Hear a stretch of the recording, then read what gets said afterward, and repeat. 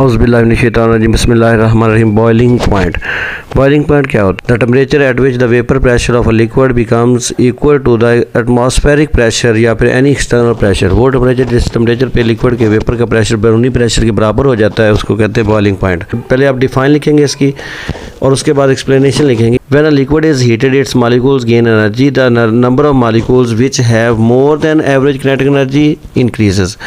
More and more molecules become energetic enough to overcome the intermolecular forces. Due to this, rate of evaporation increases and that result in increase of vapor pressure until a stage reaches where the vapor pressure of a liquid becomes equal to atmospheric pressure. At this stage, the liquid starts boiling. कहता है कि जब liquid को गर्म किया जाता है तो मालिक्यूल जो होते हैं उनकी एनर्जी बढ़ना शुरू हो जाती है और ज़्यादा से ज़्यादा मालिक्यूल जो है वो एवरेज किनेटिक एनर्जी की हद से ज़्यादा एनर्जी हासिल कर लेते हैं, जिससे जो है वो मालिक्यूल्स जो है वो एनर्जेटिक हो जाते हैं और उनके पास इतनी एनर्जी आ जाती है कि वो इंटरमालिक्यूलर फोर्सेस को तोड़ के जो है वेपर्स में तब्दील हो सकें, जिसके नतीजे में जो वेपर्स का प्रेशर जो है वो बढ़ना शुरू हो जाता है और एक स्टेज ऐसी आती है कि वेपर्स का प्रेशर बैरूनी प्रेशर के बराबर हो जाता है और इस स्टेज को हम कहते हैं बॉइलिंग पॉइंट ऑफ लिक्विड। यानी जब हम मालिक्यूलों को गर्म करेंगे तो उनकी एनर्जी बढ़ेगी और वो इंटरमालिक्यूलर फोर्स को तोड़ के वेपर्स में तब्दील होंगे और जितना टेम्परेचर बढ़ाते जाएंगे वेपरेशन बढ़ती जाएगी और एक स्टेज ऐसी आएगी कि वेपर्स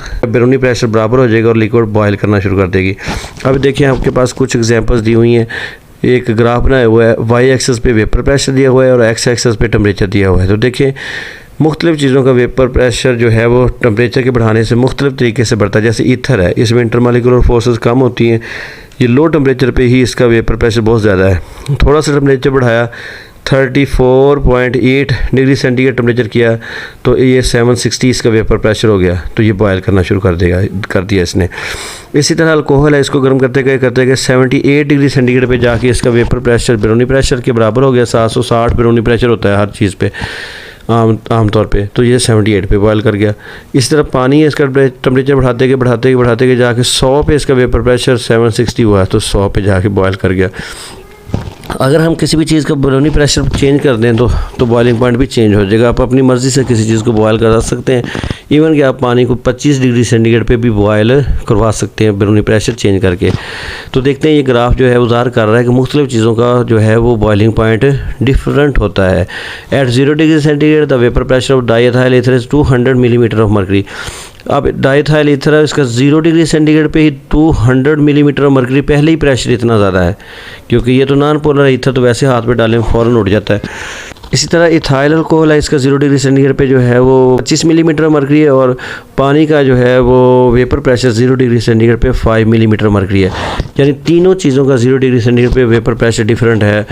ईथर का 200 मिलीमीटर, इथाइल अल्कोहल का 25 और वाटर का जो है वो तकरीबन 5 मिलीमीटर मर्करी। सेम टेम्परेचर पे जो है वेपर प्रेशर तीनों का डिफरेंट है क्योंकि इनमें डिफरेंट इंटरमॉलिक्यूलर फोर्सेस हैं। When they are heated vapour pressure of the diethyl ether increases rapidly and become equal to the atmospheric pressure at 34.6 degree centigrade while the vapor pressure of water increases slowly because intermolecular forces of water are stronger। जब हम गर्म करते हैं तो ये जो डाईएथाइल ether है फौरी तौर पे जो है वो 34.6 डिग्री सेंटीग्रेड पे ही बॉयल कर जाएगा क्योंकि इसका वेपर प्रेशर जल्दी से बढ़ता है। इसी तरह जो है वो पानी में इंटरमॉलिक्यूलर फोर्सेस स्ट्रॉन्ग होने की वजह से बहुत देर से ये बॉयल करेगा, जाके वहाँ पे 100 डिग्री सेंटीग्रेड पे जाके बॉयल करेगा। तो इसका मतलब मुख्तलिफ़ चीज़ों का बॉइलिंग पॉइंट जो है वो डिफरेंट होता है। कौन कौन से फैक्टर हैं जो बॉइलिंग पॉइंट पे असरअंदाज होते हैं? पहला तो मेरा बेटा है नेचर ऑफ लिक्विड। लिक्विड दो तरह के होते हैं, पोलर होते हैं और नॉन पोलर होते हैं। पोलर में इंटरमॉलिक्यूलर फोर्सेस स्ट्रॉन्ग होती है, उनका बॉइलिंग पॉइंट हाई होगा, और जिनमें इंटरमॉलिक्यूलर फोर्सेस कम होती हैं उनको नॉन पोलर कहते हैं, इनका बॉइलिंग पॉइंट जो है वो साफ लो होगा। The polar liquid have higher boiling point than that of non-polar liquid because polar liquid have strong intermolecular forces। तो दो लाइनें आप लिख देंगे। पोलर में intermolecular forces strong होने की वजह से बॉइलिंग पॉइंट इनका हाई होता है और जो नॉन पोलर लिक्विड होते हैं उनका बॉइलिंग पॉइंट कम होता है। मिसाल के तौर पे पानी का बॉइलिंग पॉइंट जो है वो है 100 डिग्री सेंटीग्रेड, इसमें इंटरमॉलिक्यूलर फोर्सेस स्ट्रॉन्ग है। इथाइल अल्कोहल की अगर हम बात करें तो इसका बॉइलिंग पॉइंट 78 डिग्री सेंटीग्रेड है। इंटरमॉलिक्यूलर फोर्सेस, अगर किसी लिक्विड में इंटरमॉलिक्यूलर फोर्सेस स्ट्रॉन्ग होंगी तो ऑटोमेटिकली उसका बॉइलिंग पॉइंट ज़्यादा होगा और इंटरमॉलिक्यूलर फोर्सेस वीक होंगी तो बॉइलिंग पॉइंट भी कम होगा क्योंकि इंटरमॉलिक्यूलर फोर्सेस को तोड़ के लिक्विड ने वेपर में तब्दील होना होता है। Intermolecular forces play a very important role on the boiling point of the liquid. Substances having stronger intermolecular forces have high boiling points because such liquid attain a level of vapor pressure equal to external pressure at high temperature. Intermolecular forces जो है कहते हैं boiling point, liquid के boiling point पे असरअंदाज होती हैं। अगर किसी चीज़ में स्ट्रॉन्गर इंटरमॉलिकुलर फोर्सेस होंगी तो उसका बॉइलिंग पॉइंट हाई होगा, क्योंकि इन इंटरमॉलिकुलर फोर्सेस को तोड़ने के लिए ज़्यादा से ज़्यादा एनर्जी की ज़रूरत पड़ेगी। अब देखिए डाइथाइल ईथर है, इसका फ्रीजिंग पॉइंट -116 डिग्री सेंटीग्रेड और बॉइलिंग पॉइंट 34.6 डिग्री सेंटीग्रेड, क्योंकि नॉन पोलर है। इथाइल अल्कोहल जो है इसका फ्रीजिंग पॉइंट देखिए -115 है और बॉइलिंग पॉइंट 78 डिग्री सेंटीग्रेड। पानी है, पोलर है, कशी कुतें ज़्यादा होती हैं, फ्रीजिंग पॉइंट 0 डिग्री सेंटीग्रेड और boiling point 100 degree centigrade. Normal octane जो है इसका फ्रीजिंग पॉइंट -57 डिग्री सेंटीग्रेड और बॉइलिंग पॉइंट 125 डिग्री सेंटीग्रेड।